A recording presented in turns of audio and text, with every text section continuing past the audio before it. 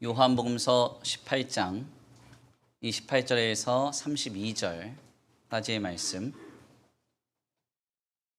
함께 다 같이 봉독해 올려드립니다. 시작. 그들이 예수를 가야바에게서 관정으로 끌고 가니 새벽이라. 그들은 더럽힘을 받지 아니하고 유월절 잔치를 먹고자 하여 관정에 들어가지 아니하더라. 그러므로 빌라도가 밖으로 나가서 그들에게 말하되 너희가 무슨 일로 이 사람을 고발하느냐? 대답하여 이르되 이 사람이 행악자가 아니었더라면 우리가 당신에게 넘기지 아니하였겠나이다. 빌라도가 이르되 너희가 그를 데려다가 너희 법대로 재판하라.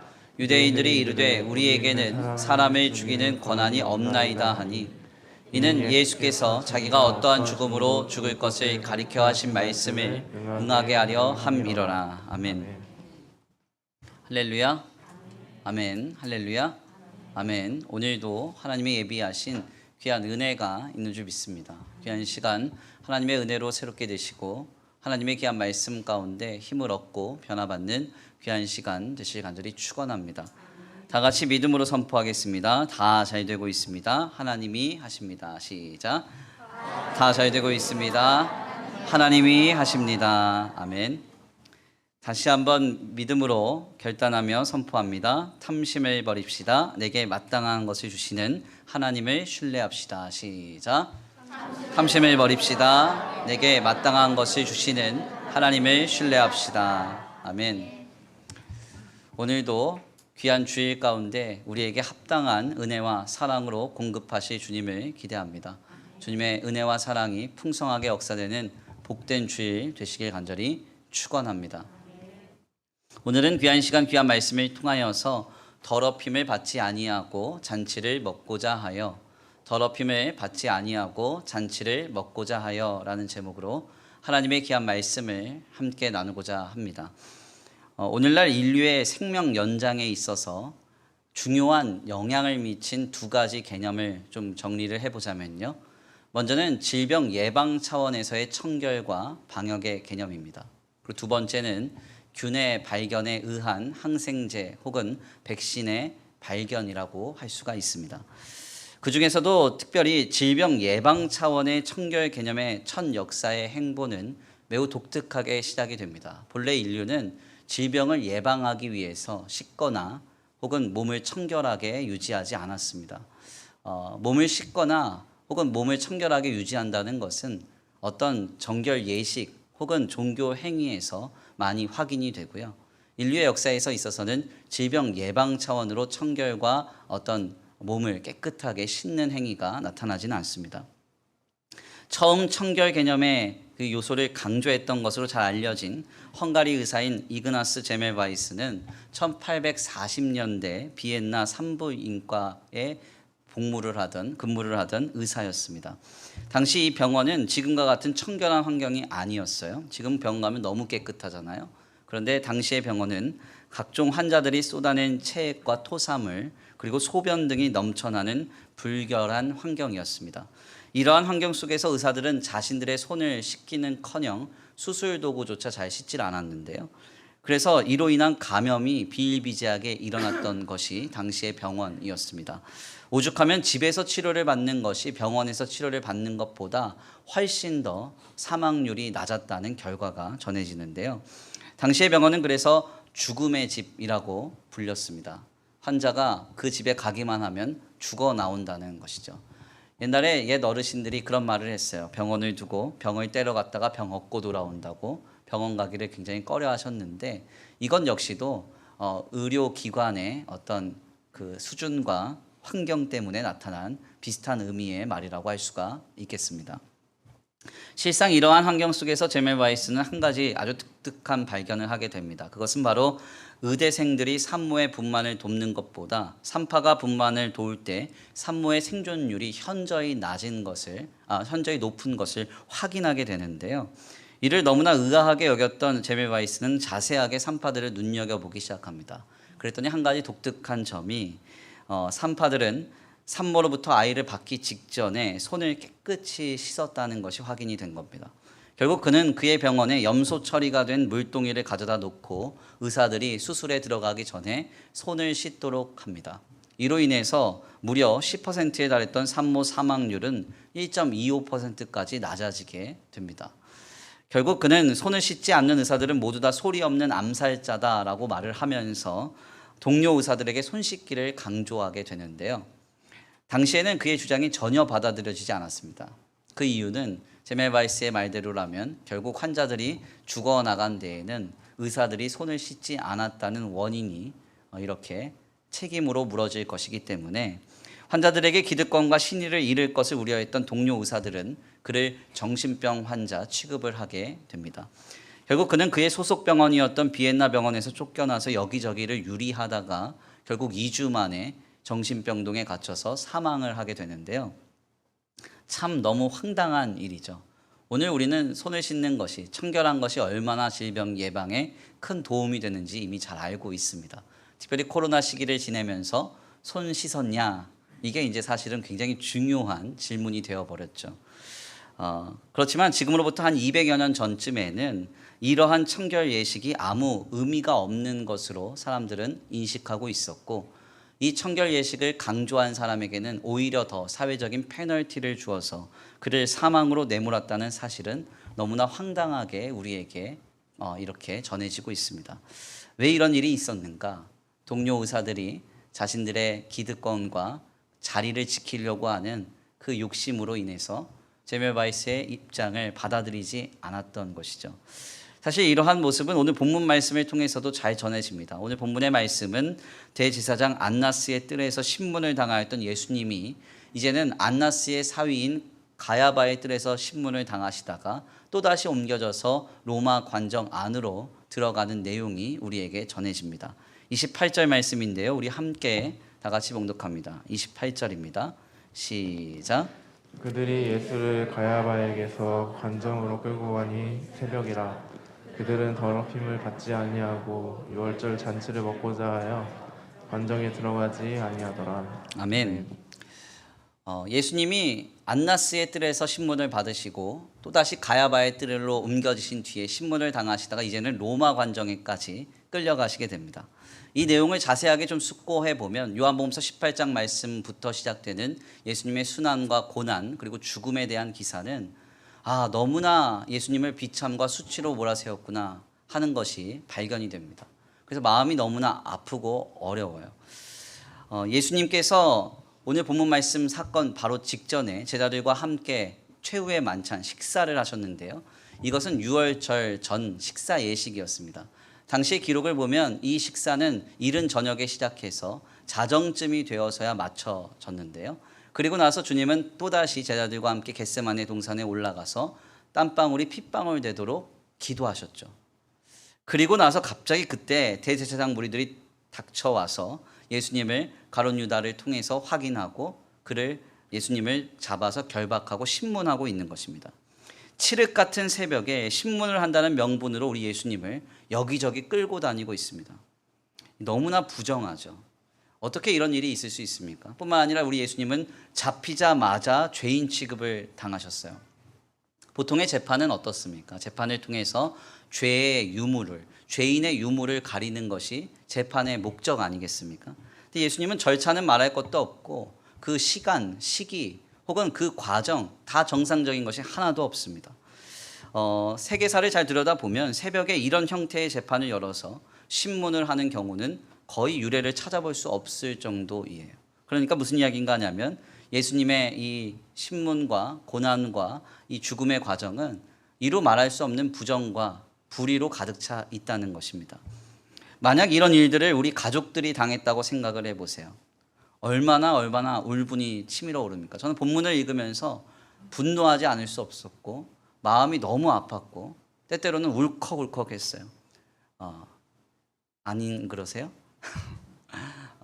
이게 사실 우리 가족의 일이다. 내 사랑하는 사람의 일이다 생각하면 우리는 이 본문을 쉽게 볼 수 없습니다. 우리나라에서도 지금으로부터 한 40여 년 전쯤에 50 시절에는 이런 일이 많았죠. 대통령을 욕하고 사회를 비난한다고 하면 각하를 욕했다고 해서 빨갱이라고 해서 쥐도 새도 모르게 잡아가서 밤이건 낮이건 간에 이 사람이 살았는지 죽었는지 모르게 만드는 일이 벌어지곤 했습니다. 우리는 그냥 영화나 드라마를 통해서 이것을 보고 듣고 알지만요. 실제로 이런 일을 당한 가족들의 이야기를 들어보면 이것은 그들에게 이루 말할 수 없는 천추의 한이 되어가지고 오늘까지도 그 가족들을 비참과 고통 속에 몰아넣고 있어요. 실상 우리가 예수님의 고난을 보면서 이런 심정이 있어야 됩니다. 이건 영화가 아닙니다. 패션 오브 크라이스트 보듯이 관람하고 감상할 일이 아니에요. 나의 일과 내 가족의 일보다 더 소중한 우리 예수님의 일입니다. 그러니까 우리는 본문을 읽을 때 울분이 터지고 마음이 상하고 너무나 아파서 울면서 이 본문을 봐야 하는 거예요. 아멘입니까? 오늘 이 주일 아침에 우리 예수님이 당하신 수치와 고난과 죽음을 보면서 나를 위해 당하신 이 고난의 길을 다시 한번 깊이 묵상할 수 있게 되길 간절히 축원합니다. 주님을 향한 뜨거운 마음이 회복되는 복된 주일 되시기를 간절히 축원합니다. 사실 대제사장 무리들이 이 새벽에 예수님을 이렇게 말도 안 되는 방식으로 끌고 다니면서 신문하신 데에는 다른 이유가 있지 않았습니다. 낮에 이런 일을 벌였다가는 많은 사람들에게 자신들의 만행이 밝히 드러날 것을 우려했기 때문에 그래요. 그래서 해도 밝기 전에 죄 없는 예수님을 새벽에 이리저리 끌고 다니면서 죽이려고 하고 있었던 것입니다. 그래서 이 본문을 읽으면 얼마나 마음이 슬픈지 몰라요. 내가 그랬다고 생각해 보세요. 갑자기 느닷없이 밤에 탁 잡혀가지고 해도 뜨기 전에 죽음으로 가는 과정을 내가 밟고 있다고 생각해 보십시오. 얼마나 황당합니까? 그런데 이처럼 황당한 이들의 모습은 한 가지 더 나아가 더 이상한 모습으로 우리에게 나타납니다. 오늘 본문 말씀 28절인데요. 다시 한번 봉독해 올려드립니다. 28절 함께 봉독합니다. 시작. 그들이 예수를 가야바에게서 관정으로 끌고 가니 새벽이라. 그들은 더럽힘을 받지 아니하고 유월절 잔치를 먹고자 하여 관정에 들어가지 아니하더라. 아멘. 네. 28절 말씀을 보니까요. 예수님을 안나스의 뜰에서 가야바의 뜰에서 로마 관정으로 옮기며 신문하는 이 악한 무리들이요. 로마 관정에는 들어가지 않았다는 겁니다. 왜 안 들어갔느냐? 더럽혀지지 않기 위해서. 성경은 그렇게 말하고 있어요. 실상 여기에는 아주 중요한 유대인의 유월절 절기가 전제됩니다. 당시 유대인들은 이방인들과 접촉이 있거나 혹은 이방인의 뜰에 거하거나 하면 부정하게 된다고 생각했어요. 그래서 레위기 율법에 따라서 적어도 일주일가량을 정결한 예식을 가져야 했습니다. 특별히 이 유대 율법은 유월절과 같은 큰 절기를 앞두고 더더욱 철저하게 지켜져야 했는데요. 결국 대제사장 무리들은 자신들이 유대교의 율법을 완벽하게 지키고 있는 아주 나는 깨끗한 사람으로서 부정하게 되지 않기 위하여 예수님을 로마 관정 안에 밀어넣고 예수님을 빨리 죽일 수 있도록 재판해달라 요청하고 있었던 것입니다. 결국 빌라도는 로마 관정 안에 있는 예수님과 로마 관정 밖에 있는 유대 율법주의자들 사이를 오고 가면서 신문을 하고 재판을 하게 되죠. 로마 관정 밖에 있는 유대 율법주의자들에게 이야기를 듣습니다. 그 얘기를 듣고 로마 관정 안으로 들어가서 예수님께 확인을 합니다. 예수님의 대답을 듣고 또다시 나와서 유대 율법주의자들에게 대답합니다. 또 대답을 듣고 또다시 반응하는 유대 율법주의자들의 반응을 예수님께 또다시 가져가서 들려줍니다. 이게 얼마나 황당한 일이에요. 거의 코미디 같은 재판이죠. 우리 예수님이 이 땅에 오신 이유는요. 우리의 죄와 사망 그리고 모든 허물과 부정을 완벽하게 제하기 위함이셨습니다. 우리가 오늘 불렀던 찬송대로 죄에서 자유를 얻게 하고 부정에서 완전히 해방시켜 주시는 놀라운 은혜를 베풀어 주시기 위해서 우리 예수님 오셨어요. 하나님이 보내신 유월절 영원한 어린 양으로서 우리 주님이 오셨죠. 그래서 세례 요한은 말하기를 보라 세상 죄를 지고 가는 어린 양이로다 이렇게 말씀하셨습니다. 우리의 죄와 허물을 그리고 우리를 부정케 하는 모든 것에서 깨끗게 하신 그 그리스도를 눈앞에 두고 지금 유대 율법주의자들은 나는 깨끗함을 부정하게 되지 않기 위하여 로마 관정에 들어갈 수 없다. 그러나 저 예수를 죽여달라. 이렇게 요청하고 있는 것입니다. 이는 너무나 황당한 모습이죠. 도대체 왜 이토록 이들은 황당한 모습을 갖게 되었는가? 성경은 이러한 추악한 그들의 모습에 근본적인 원인이 있음을 지적합니다. 그것은 28절 말씀에서 확연하게 드러나죠. 뭐라고 말합니까? 유월절 잔치에 먹고자 하여. 유월절 잔치에 먹고자 하여. 지금 이들의 관심은 유월절 잔치에 먹는 데에 몰입되어 있었다는 겁니다. 그래서 이 유월절 잔치, 유월절이라고 하는 큰 명절이 돌아오기 전에 예수를 죽이고 나는 깨끗한 존재로서 사람들에게 드러나기 위해서 그 잔치에 참여하고 그 잔치를 집례하고 그 잔치에 자신의 존재를 드러내는 그 사역을 내가 감당하기 위해서 지금 이들은 이러한 행보를 보이고 있다는 것입니다. 유월절 잔치에 먹고자 하였다. 이 내용, 이 성경의 이 증언을 우리는 주목할 필요가 있습니다. 대제사장 무리들에게 유월절 잔치를 먹는다는 것은 크게 두 가지 의미를 가져요. 먼저는 말 그대로 잔치 자리에 음식을 먹기 위함입니다. 고대 사회는 음식이 풍족하지 않습니다. 우리 어르신들 예전에 명절을 이야기하면서 야, 라떼에는 아세요? 라떼에는 명절 때 아니면 고깃국 못 먹었어. 뭐 이런 얘기 하시잖아요. 유대인들에게도 역시 마찬가지입니다. 지금으로부터 2000여 년 전에는 유월절과 같은 큰 명절이 되어야만 음식을 먹는 거예요. 잔치 음식을 먹는 거예요. 그러니까 먹는다는 것은 기본적인 욕구를 충족시키는 일이죠. 유대인들은 바로 이 유월절 잔치에 먹고자 하여서 본인들은 로마 관정 밖에서 예수님을 안으로 밀어넣고 예수님을 죽이려고 했다는 겁니다. 먹는 것은 중요한 일입니다. 먹는 건 중요한 거예요. 그래서 가끔 우리 성도님들도 저를 사랑하시는 마음에 제 끼니를 생각해 주시고 생각하면서 챙겨 주시기도 하는데 알아서 잘 챙겨 먹고 있어요.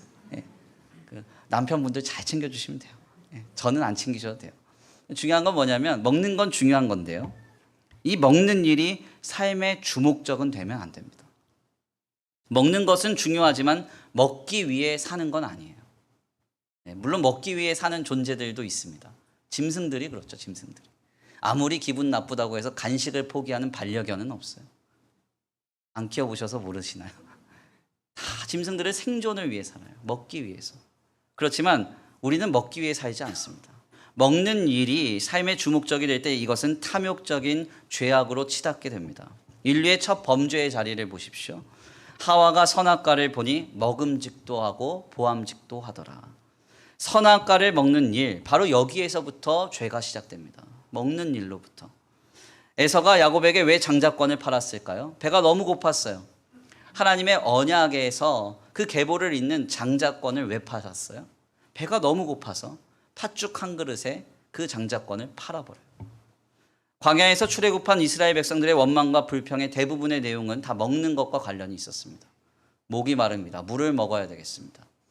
배가 고픕니다. 먹을 것을 주십시오. 고기를 먹어야 되겠습니다. 향신료가 필요합니다. 먹는 일이었습니다. 더 나아가 예수님께서 당하신 첫 시험의 자리도 역시 먹는 일과 관련된 일이었어요. 복음서에 따라서 예수님이 당하신 이 마귀의 시험의 순서가 좀 다른데요. 모든 공통점은 무엇인가 하냐면 첫 시험의 순서는 같습니다. 바로 먹는 시험이었어요. 마귀가 뭐라고 예수님을 미혹합니까? 이 돌들로 떡덩이가 되게 하라. 그렇게 말하잖아요. 즉 우리의 삶에 먹는 일은 굉장히 중요한 일입니다. 그러나 그 먹는 일이 삶의 주목적이 될 때 우리는 가장 죄악스럽고 탐욕스러운 모습으로 변해버릴 수 있음을 우리는 늘 인지해야 한다는 겁니다. 실상 가장 성도가 시험에 드는 일 역시도 먹는 일입니다. 우리는 먹고 사는 문제에 가장 많이 낙심하고 실망하며 시험에 들죠. 물론 먹고 사는 문제는 중요한 일입니다. 믿음이 삶의 바탕에 심겨지거든요. 그러니까 삶의 바탕에 믿음이 아름답게 세워지기 위해서 먹어야 됩니다. 그렇지만 먹고 사는 문제가 우리의 인생의 주 목적이 되어서는 안 됩니다. 성도는 먹고 살기 위해서 살아가는 게 아닙니다. 하나님을 영화롭게 하고 그분 안에서 영원히 즐거워하기 위해서 우리는 오늘의 삶을 영위하는 것이죠. 그러므로 성도의 삶은 하나님의 손에 붙들려 있음을 믿어야 합니다. 하나님이 다 인도하고 계세요. 보호하고 계십니다. 공급하고 계세요. 이것이 오늘 우리의 삶입니다. 먹고 사는 것이 삶의 주목적이 될 때 우리는 대제사장과 같은 우를 범할 수밖에 없어요.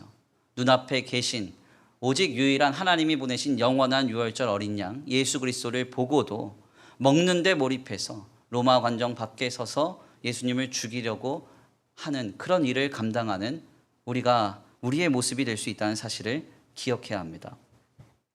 그래서 오늘 우리는 본문 말씀을 통해서 대제사장들의 이 보인 행보에 이 문제가 두 번째로 근본적인 원인이 그들의 탐욕에 있음을 확인하게 됩니다. 대제사장 무리들은 먹는 데에 관심이 있습니다. 이것이 주 목적입니다. 이것은 어떤 데에 확장적으로 나아가게 되는가? 자신들의 기득권을 지키려고 하는 탐욕이라는 사실로 이어지게 되는 것이죠. 대제사장 무리는 오직 자신들을 정결케 해줄 메시아인 예수님을 알아보지 못하고 그를 죽이는 일에만 그들은 몰입합니다. 이 일에 이 사람들이 매진했던 이유는 예수님의 가르침이 대제사장 무리들의 기득권을 무너뜨리고 있었기 때문입니다. 예수님이 가르치신 것이 대제사장들의 이익에 영향을 미쳤습니다. 그리고 그들의 자리에 도전하게 만들었고 그들의 권위를 흔들었습니다.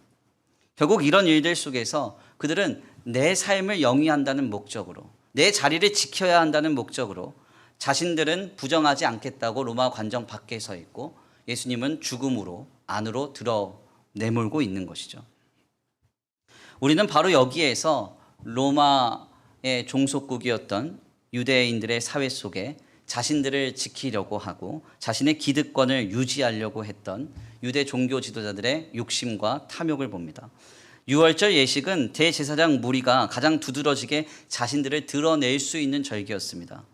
유대의 수많은 사람들이 가장 열광하며 주목하는 절기에 이방인의 관정에 들어감으로써 부정케 되어 유월절 음식을 먹지 못한다면 이것은 큰 망신이었습니다. 그리고 자신의 자리를 계속 흔들고 있는 예수님을 이 유월절 전에 뭔가 이 예수님을 처리했어야 됐습니다. 그래서 우리가 예수님의 십자가 사건을 보면 본래 십자가를 지면 로마의 형법에서요. 십자가를 지면 십자가에 달린 죄수를 적어도 일주일가량 그냥 매달아 놓습니다. 사람들에게 본보기를 보여주는 거예요. 그런데 이걸 내리게 하잖아요. 왜냐하면 큰 절기를 앞두고 있었기 때문에 그래요. 그러니까 유월절 전에 유월절과 같은 큰 절기에서 자신들의 어떤 그 존재감은 드러내고 자신들의 자리를 흔들고 있는 자에게는 분명한 책벌을 주는 그 현장이 바로 이 십자가였던 겁니다. 바로 여기에 확연히 몰입된 이 유대의 율법주의자들은 예수님을 죽이는 일에 몰두하고 있었던 것이죠. 그래서 성경은 이 모습을 하나도 놓치지 않고 매우 분명하게 전합니다. 무엇이라고 말합니까? 그들은 예수를 가야바에게서 관정으로 끌고 갔다. 이렇게 한 데에는 그들이 더럽힘을 받지 않고 유월절 잔치에 먹고자 하였다. 이렇게 성경은 말하고 있는 것이죠. 유대 종교 지도자들이 보여주는 이 모습은 인류의 역사 속에서 욕심과 탐욕에 빠진 사람들이 보여주는 모습과 동일하게 공통적으로 나타납니다. 마치 손만 씻으면 환자를 살릴 수 있다고 주장했던 제멜바이스의 주장을 인정하면 자신들에게 환자 사망의 원인이 돌아와서요. 자신들의 기득권에 문제가 생길 것을 우려하며 제멜바이스를 병원에서 내쫓았던 의사들의 모습이 오늘 본문 말씀에서도 분명하게 동일하게 확인이 되는 것이죠. 그러니까 죄인된 인간의 모습은 수천 년 전에도 이미 반복적으로 나타나는 모습이었습니다. 어떤 모습입니까? 탐욕에 빠지고 욕심에 빠지면 우리의 삶에 내가 먹어야 내 삶을 유지할 수 있고 먹는 일이 가장 중요하다. 먹고 사는 것이 가장 중요하다. 자신의 이기와 이해, 기득권을 지키기 위해 비정상적으로 치닫는 모습이 이 죄인의 모습 속에서 확인이 되는 것입니다. 바로 이렇게 오늘 본문 말씀은 대제사장 무리의 탐욕을 보여줍니다. 첫 번째로는 자신의 삶을 영위하고자 먹기에만 몰두하는 탐욕이고요. 둘째로는 자신의 기득권을 지키고 자신의 존재감을 드러내는 데에만 관심을 갖는 탐욕이었던 것입니다. 오늘 본문의 말씀은 인간이 바로 이러한 욕심에 빠질 때 어떤 모습까지 보일 수 있는가를 보여줍니다. 인간이 욕심에 빠지면 어떻게 될까요? 상식적이지 않게 되죠. 네. 그리고 정상적인 대화나 소통이 되지 않습니다. 완전한 부정을 해결할 수 있는 길이 보여도 환자를 하물며 살릴 수 있는 길이라 할지라도 자신의 기득권을 빼앗기는 일이라면 그것을 용납하지 않습니다. 이것이 바로 오늘 본문 말씀에서 나타난 대제사장의 모습이었고요.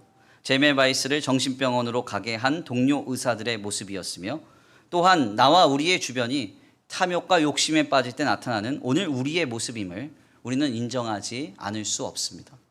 그래서 성경은 말합니다. 욕심이 즉 탐욕이 잉태한 즉 죄를 낳고 죄가 장성한 즉 사망을 낳느니라. 탐욕에 빠진 인간은 답이 없다는 겁니다. 욕심에 빠진 인간은 삶이 어그러지게 되어 있다는 거예요. 성경을 통해서 전해지는 성도의 실천법이라고 강령되는 10계명이 있습니다. 이 10계명 중에 무려 3가지의 계명은 모두 탐욕과 관계가 있습니다. 도둑질하지 말라, 간음하지 말라, 내 이웃의 소유를 탐내지 말라. 10가지의 계명 중에서 무려 30%이 계명이 욕심과 탐욕과 관련된 이 경계를 우리에게 전합니다. 이 10계명을요, 루터의 기준으로 나누면 탐욕을 경계하는 계명은 10가지 계명 중에 4가지 계명이나 됩니다. 그러니까 이웃의 집과 아내, 소유를 나눠서 9계명과 10계명으로 이렇게 전하거든요.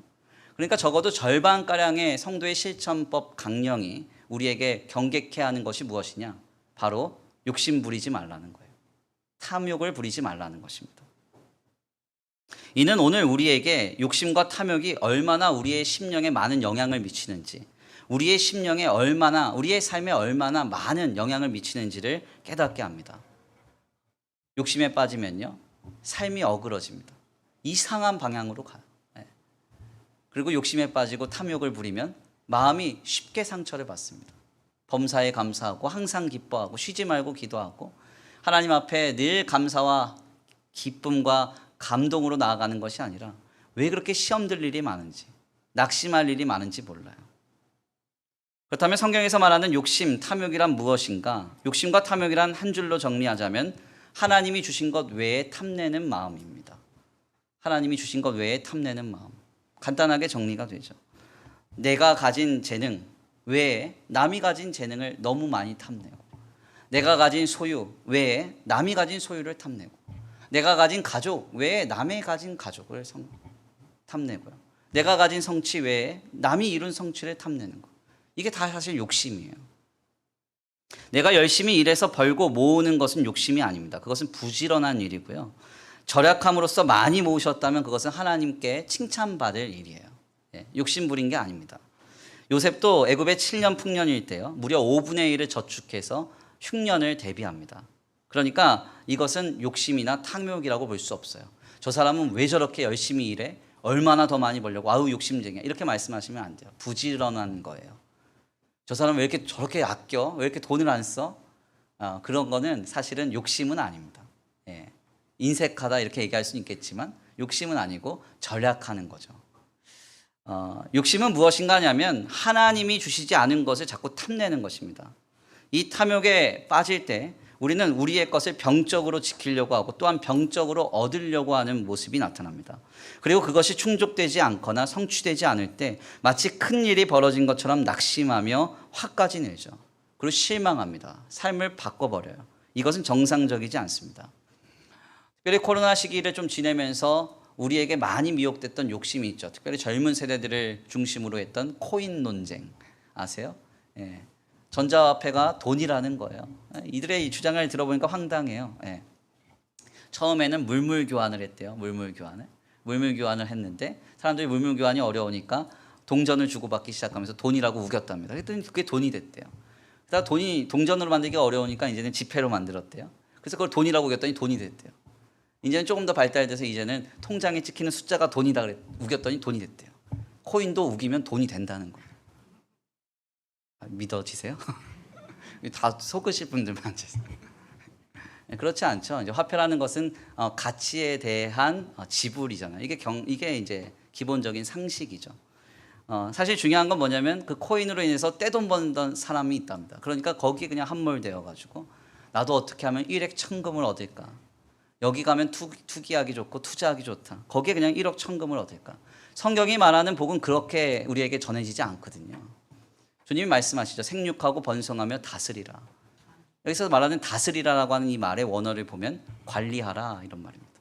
그래서 하나님이 우리에게 주시는 복의 동사형은 사타예요. 하나님이 공급하시는 것, 하나님이 은혜를 베풀어 주시는 것, 차곡차곡 쌓아서 때가 참에 결실하는 겁니다. 그런데 탐욕에 빠지면 어떻게 돼요? 이 사람이 이거 했더니 돈 많이 벌었더라. 저거 했더니 성공했더라. 이거 했더니 쉬운 길이 있더라. 거기에 그냥 몰입돼서 그 길 따라가다가 삶이 어그러지고 나는 안 되니까 상처받고 왜 내가 산 주식은 안 오르는 거예요? 왜 내가 집만 사면 집값이 떨어져? 그렇게 되는 건 아닙니까? 이건 정상이 아니죠. 우리는 이런 길에서 떠나야 됩니다. 하나님은 탐욕을 경계하라고 하세요. 주신 것에 감사하고 만족하며 기뻐하라 말씀하십니다. 탐욕이라고 하니까 이것이 굉장히 악한 모습으로 표출될 것처럼 생각하시지만 실상은 그렇지 않습니다. 대제사장 무리들도요, 유월절을 잘 지켜야 하고 유월절 음식을 잘 먹어야 한다는 명분으로 예수님을 이토록 신문하면서 죽음에 이르게 하고 있어요. 겉으로는 얼마든지 선하게 보일 수 있다는 것입니다. 제가 간혹 목회자들을 만나면 대형 교회에 관해서 거품 물고 비난하는 분들을 만나게 됩니다. 저는 이것이 정상적인 것은 아니라고 생각해요. 큰 교회라고 해서 무조건 거품 물고 비난할 필요 없습니다. 네. 크고 작은 규모가 중요한 게 아니라 그 교회가 하나님 앞에 거룩한가, 거룩하지 않은가가 중요한 거예요. 큰 교회도 거룩할 수 있어요. 작은 교회도 거룩할 수 있습니다. 큰 교회는 그냥 큰 교회 나름대로의 역할과 책임이 있다고 인정하면 돼요. 하지만 규모만 생각하고 건물만 보아도 화가 난다는 분들을 보면서 저는 그런 생각을 합니다. 아, 이분들은 탐욕의 눈으로 이 교회를 보고 있구나. 그렇게 생각해요. 그 큰 교회는 사실 나와는 전혀 상관없는 교회입니다. 내게 허락한 공동체도 아니에요. 그러니까 우리는 그 교회가 하나님 앞에 거룩하게 서기를 기도해 주면 되는 겁니다. 크던 작던 다 주님의 교회니까요. 만약 내가 목회자로서 감동을 받아서 큰 교회가 합당하지 않다고 하면 내가 그런 길을 가면 안 가면 그만인 거예요. 내가 그런 목회 안 하면 그만인 거예요. 그런데 그렇게 하지 않죠. 보면서 화를 내고 보면서 낙심하고 보면서 마음이 상해요. 왜 이런가? 욕심의 마음으로 하나님이 주신 것 외에 다른 것을 품고 싶은 그 탐욕의 마음으로 보니까 마음이 답답해지고 어려운 겁니다. 이러한 모습은 우리의 주변에서 곳곳에서 잘 나타나죠. 나보다 더 잘 사는 사람을 내가 볼 때, 경험할 때, 내 자녀보다 다른 이의 자녀가 대학을 잘 가고 취업에 성공하며 결혼을 잘한 상황을 경험할 때, 그리고 내가 보기에 한참 모자른데 나보다 내 남편보다 더 잘난 남편을 둔 누군가를 경험할 때, 신방을 갑니다. 구역장님이 신방 오래요. 뭐 어떤 신방입니까? 이사 신방이래요. 평상시에는 그렇게 얕보던 구역원이었는데 가보니까 집이 으리으리해요. 그럼 어떻게 됩니까? 이사 신방 갔다 와가지고 남편 들어오자마자 그냥 너 죽고 나 살자 이렇게 되는 거 아니에요? 근데 사실 가만 생각해 보면 이건 화가 날 일도 아니고 낙심할 일도 아니죠. 왜냐하면 하나님이 내게 주신 게 아니기 때문에. 그렇지 않습니까? 우리는 하나님이 내게 주신 것에 만족하고 감사하며 살아가야 됩니다. 어떻게 이것이 가능한가? 하나님을 믿을 때 가능한 거예요. 하나님을 신뢰할 때 가능합니다. 나보다 나를 더 잘 아시는 주님께서 내게 마땅한 것을 주셨다고 인정할 때 우리는 탐욕에 빠지지 않습니다. 욥이 그토록 거부였다가 하나님이 그걸 다 가져가셨을 때 그가 하나님께 향하여 원망하지 아니하더라. 성경이 그렇게 말하잖아요. 어떻게 이게 가능한가? 그의 고백을 들어보면 알 수 있죠. 주신 이도 하나님이시요 거두신 이도 하나님이시다. 네. 하나님을 믿었던 거예요. 하나님을. 물론 우리는 종종 답답합니다. 왜 하나님이 내게 더 주시지 않는가? 왜 저 사람처럼 나를 만들어 주시지 않을까? 그렇게 우리가 생각할 때가 많아요. 그렇지만 이것은 다 우리의 욕심이죠. 하나님은 이미 우리에게 주실 만한 것으로 마땅한 것으로 공급하고 계십니다. 이는 때때로 원치 않는 상황이나 환경에 관한 요소 외에도 역시 동일하게 고백되어야 돼요. 네, 저는 간혹 목회를 하면서 성도들을 바라보면 그런 생각을 할 때가 있습니다. 아니, 저분에게 하나님이 어떻게 저렇게 알고 저런 공급을 허락하셨지? 이렇게 생각합니다. 또 어떨 때에는 어떤 분들의 어려움과 고난을 바라보면서 아, 하나님이 다 아시고 저분에게 저런 걸 주셨구나.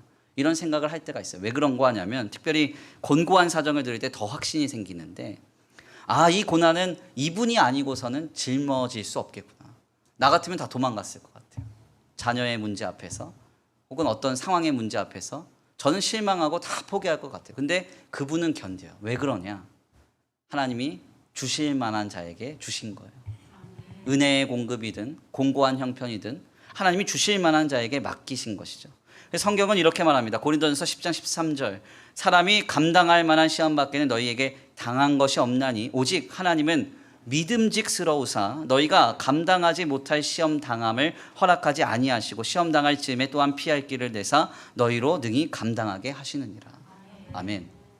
하나님은 믿을 만한 분이에요. 나보다 나를 더 잘 아셔요. 감당할 만한 것만 주십니다. 제가 왜 로또에 당첨이 안 되는지 인지 알았어요. 감당할 만한 것만 줘요. 네. 저는 가깝게 지내는 친구 목사가 저한테 그랬거든요. 듀어라 이번에 심심해서 하나 샀는데 번호 하나 맞았다. 제가 엄청 웃었어요. 그거 왜 샀냐고 그랬더니 한번 사보고 싶어서 사봤대요. 지나가는 길에. 하나 맞았대요. 하나. 그러면서 깨달았대요. 아, 이건 아니구나. 하나님 아세요. 우리 사정 알고 우리에게 마땅한 것을 주시는 주님이세요.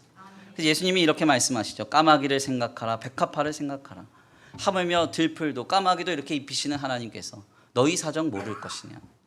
무엇을 마실까 무엇을 먹을까 염려하지 말라. 너희 아버지께서는 이런 것들이 너희에게 있어야 할 걸 다 아시느니라. 아멘입니까? 주님은 우리보다 나를 더 잘 알고 계십니다. 그렇기 때문에 내가 이미 받기에 합당한 것으로 공급받고 있다고 우리는 고백해야 돼요. 그 주님을 신뢰하시길 바랍니다. 내 삶에 아쉬운 것이 많고 또 어려운 것이 많지만 우리를 나보다 더 잘 아시는 주님께서 우리의 삶에 마땅한 것으로 더욱 크게 공급하여 주시리라 믿습니다. 귀한 말씀을 정리하겠습니다. 우리는 본문 말씀을 통해서 탐욕에 젖어서 비정상적인 방법으로 예수님을 신문하고 죽이려고 하고 있는 대제사장 무리의 모습을 발견합니다. 이들은 그들에게 가장 중요했던 절기인 유월절 잔치에 참여하면서 자신들의 존재감은 드러내고 자신들의 기득권을 흔들고 있는 예수님을 처리하고자 예수님을 해가 뜨기 전에 죽이려고 로마 관정 밖에 서서 주님을 내몰고 있습니다. 이는 우리의 모든 죄와 허물을 속하시는 영원한 유월절 어린 양 되신 예수님 앞에 이들이 보인 황당한 행보였습니다. 대제사장 무리들이 이런 모습을 보인 이유는 다름 아닌 욕심, 탐욕 때문이었어요. 하나님이 허락하신 것 이상의 자신들의 자리를 지키려고 하고 하나님이 허락하신 것 이상의 자신들의 기득권과 권위를 내세우려고 했던 그들은 지금 예수님을 알아보지 못하고 주님을 수치와 죽음으로 몰고 가고 있습니다. 오늘 본문 말씀에서 나타난 이 유대 종교 지도자들의 모습은 오늘 우리의 모습일지도 모릅니다. 우리도 하나님 주신 것에 만족하지 못하고 탐욕에 빠질 때 이런 모습으로 치닫게 됩니다. 내 안에 감사가 사라질 거예요. 내 안에 기쁨이 사라질 것입니다. 만족이 사라질 겁니다. 별것 아닌 상황 속에서도 크게 낙심하며 실망하며 상처받게 될 것입니다. 더 나아가 탐욕에 빠진 사람은 말이 통하지 않고 상식적이지 않으며 비정상적인 모습으로 삶을 어그러뜨릴 것입니다. 우리는 이런 길에서 지금 떠나야 돼요. 이 주일 아침에 우리 주님이 말씀하고 계십니다. 오늘 내가 내게 허락한 것은 가장 마땅한 것이다. 오늘 내가 내게 허락한 것은 가장 마땅한 것이다. 내 가족도 마땅한 겁니다. 내게. 내 남편, 내 자녀 마땅한 거예요. 내 형편, 내 소유 마땅한 겁니다. 마땅한 것으로 주님 내게 공급하고 계십니다. 감당할 만한 시험을 주시고 결국 이기게 하실 주님을 기대하시길 간절히 축원합니다. 신앙의 길에서 우리에게 항상 역사하시며 우리의 모든 사정을 아시고 마땅한 것으로 공급하시고 섭리하시는 주님을 기대하시면서 승리할 수 있는 저와 우리 성도들 모두가 되시기를 간절히 축원합니다. 우리 이 시간 귀한 말씀 붙들고 함께 기도하겠습니다. 찬양의 가사를 생각하시면서 고백합니다. 하나님 그렇습니다. 길고 긴 방황의 늪을 지나기 원합니다. 근심의 계곡을 지나기 원합니다. 욕심을 버리고 헛된 꿈을 버리고 하나님 앞에 주님과 함께 살아가는 우리의 인생이 되기를 원합니다. 다 같이 한번 말씀을 붙들고 찬양의 가사를 생각하시면서 고백합니다.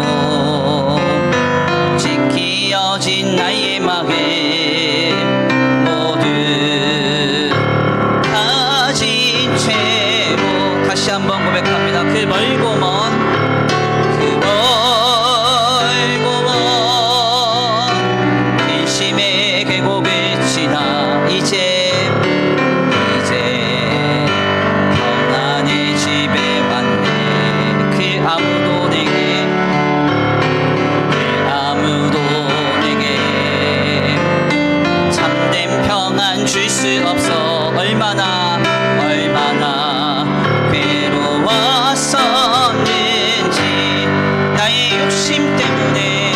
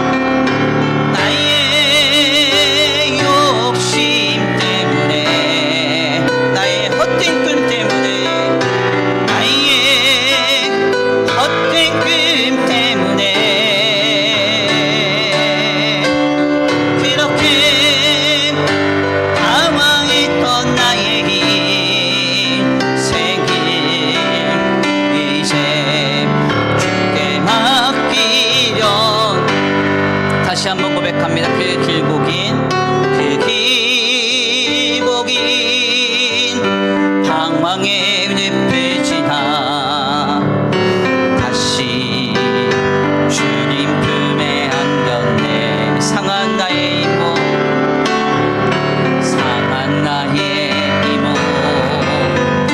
지키어진 나의 마음 모두 가진 채로 나의 욕심 때문에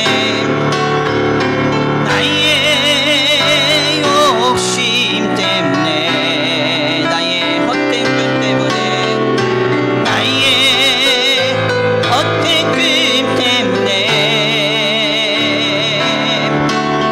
그렇게 방황했던 나의 인생을 이제 주께 맡기려네. 이제 아버지 집으로 아버지의 집으로 이제 영원한 안식처로 이제 영원한 안식처로 돌아와 눈물 흘리며 뛰니 오 주여 나를 받으소. 마지막으로 고백합니다. 나의 욕심 때문에 나의 헛된 꿈 때문에 나의 욕심 때문에 나의 헛된 꿈 때문에 나의 헛된 꿈 때문에 그렇게 방황했던 나의 인생을 이제 주께 맡기려네. 아멘. 우리 이 시간 함께 기도하기 원합니다. 하나님, 그렇습니다.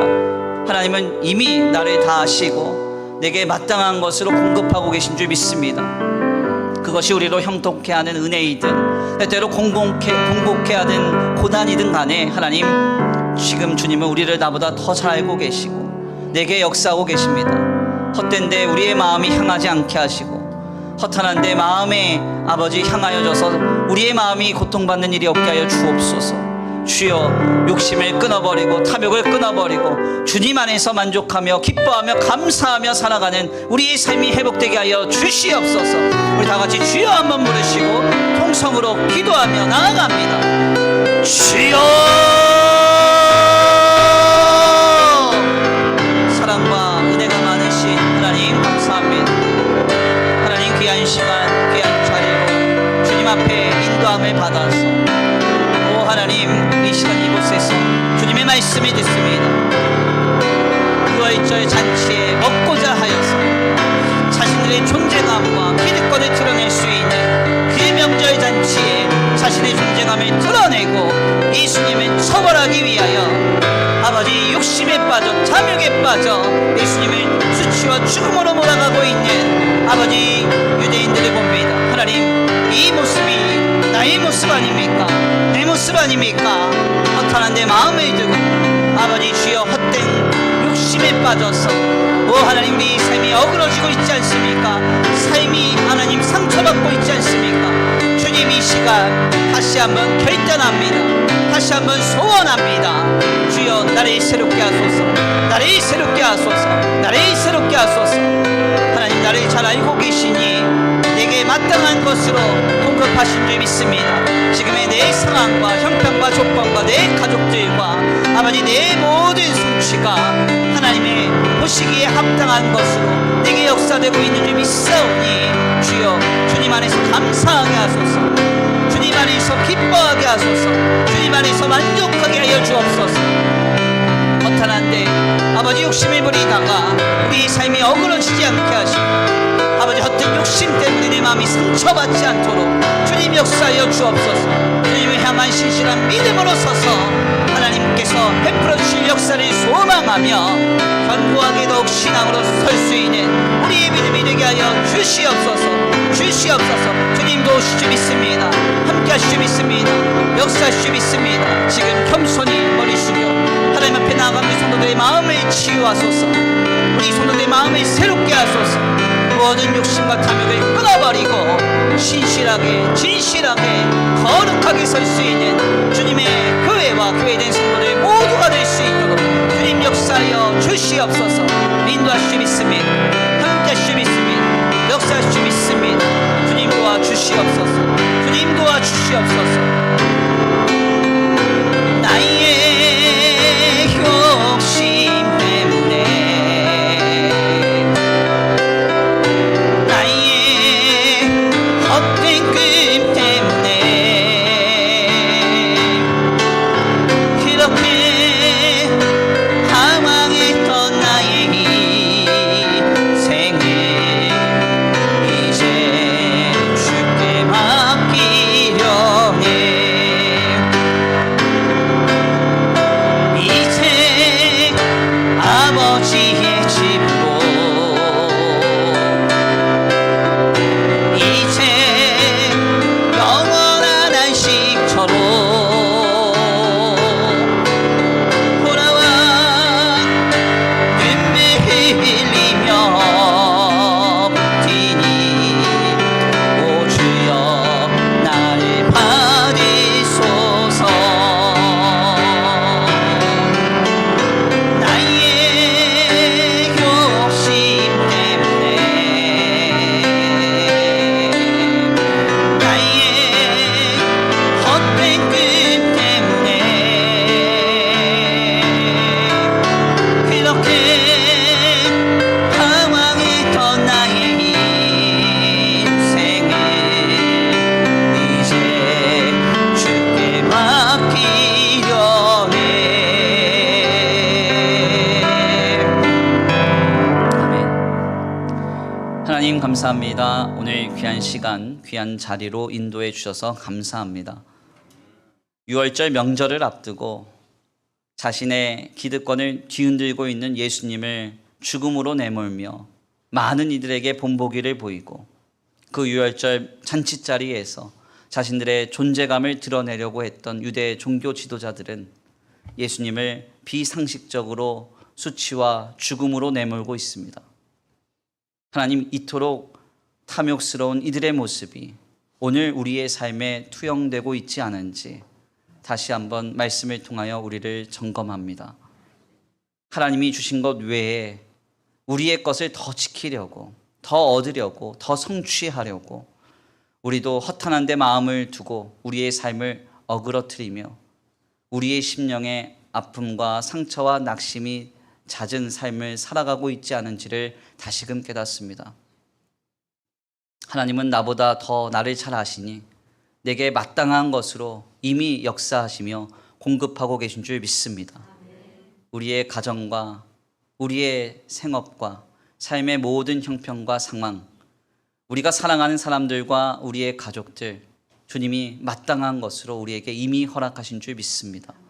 그 속에서 감사가 회복되게 하시고 기쁨이 회복되게 하시고 만족하는 우리의 삶이 회복되게 하여 주시옵소서.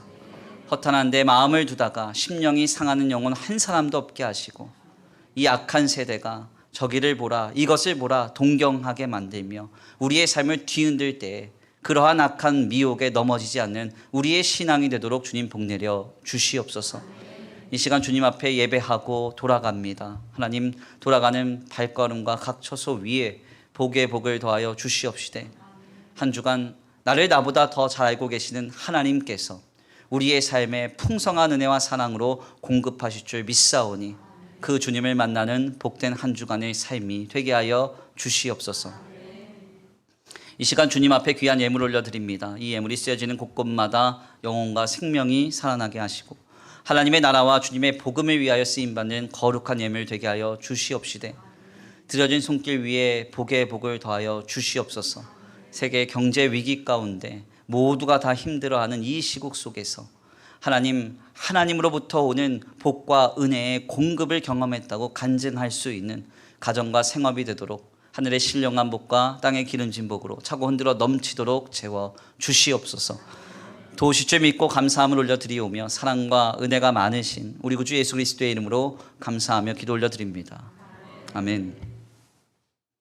이제는 우리 주 예수 그리스도의 은혜와 성부 하나님의 극진하신 사랑하심과 성령 하나님의 내주 교통하심이 오늘 귀한 말씀 가운데 깨닫고 하나님께서 주신 것에 만족하며 기뻐하며 감사하며 살아가는 욕심을 끊어버리는 삶을 결단하는 모든 성도들 머리 위에 이제로부터 영원토록 함께 있을지어다. 아멘.